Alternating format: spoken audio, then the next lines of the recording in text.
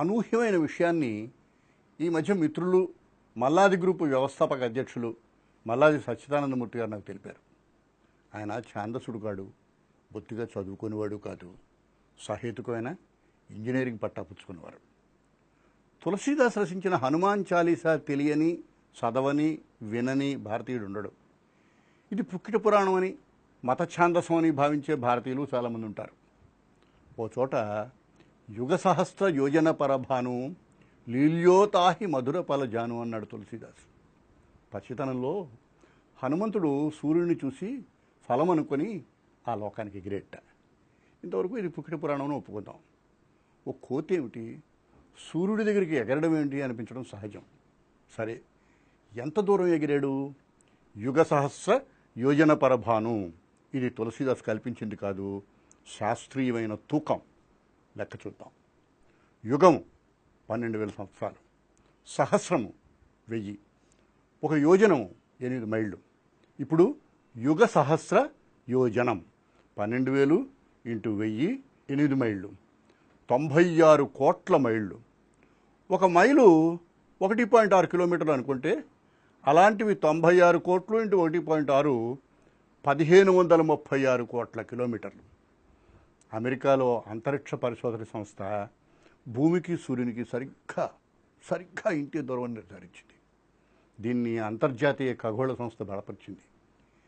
ఈసారి మీ అబ్బాయి ఉత్సుకతతో భూమికి సూర్యునికి మధ్య దూరం ఎంత అన్నా అంటే ధైర్యంగా హనుమాన్ చాలీసా చదువుకో బాబు అని మీరు రికమెండ్ చేయొచ్చు.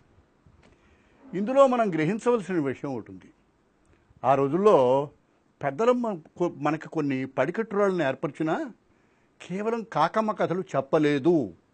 తరతరాల విజ్ఞానాన్ని కాచి వడబోసి దాన్ని మనకు అందేటట్టుగా కాకమ్మ కథంత సరళం చేశారు. మనం అబ్బురపడేంత శక్తి సామర్థ్యాలు హనుమంతుడికి ఉన్నాయని మనకి చెప్పబోయారు. ఇంత లెక్క తులసీదాస్ మనసులో ఉంది, అతను చెప్పిన స్తోత్రంలో ఉంది.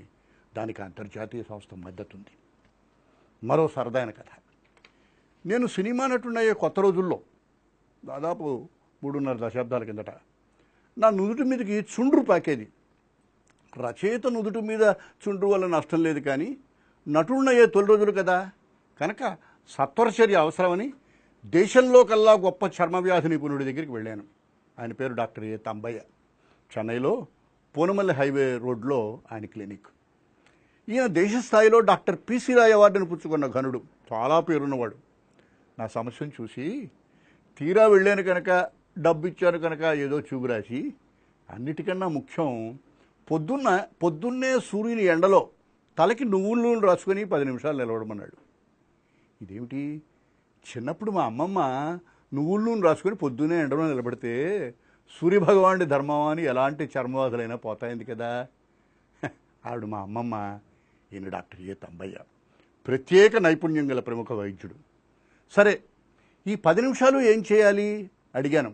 కావాలంటే హిందూ పేపర్ చదువుకో, లేదా పాటలు పాడుకో అన్నాడు. సరిగ్గా మా అమ్మమ్మ అదే చెప్పింది, 10 నిమిషాలు ఆదిత్య హృదయం చదువుకోమని. ఆదిత్య హృదయం పుణ్యం సర్వశత్రు వినాశనం జయావహం జపేన్నిత్యం అక్షయం పరమం శివం. ఈ శ్లోకాలు చెప్తే సూర్యుడు దేవుడేంటి, కాళ్ళు లేని అనూరుడు అతనికి సారథేమిటి, 7 రథాలేంటి, పోమ్మా మా తంబయ్య గారు చెప్పిందే వేదం అని 21వ శతాబ్దం చదువుకున్న కుర్రాడు ఎగతాళి చేయొచ్చు. విజ్ఞానాన్ని విశ్వాసంగా మలిచిన అద్భుతమైన కాలం అది.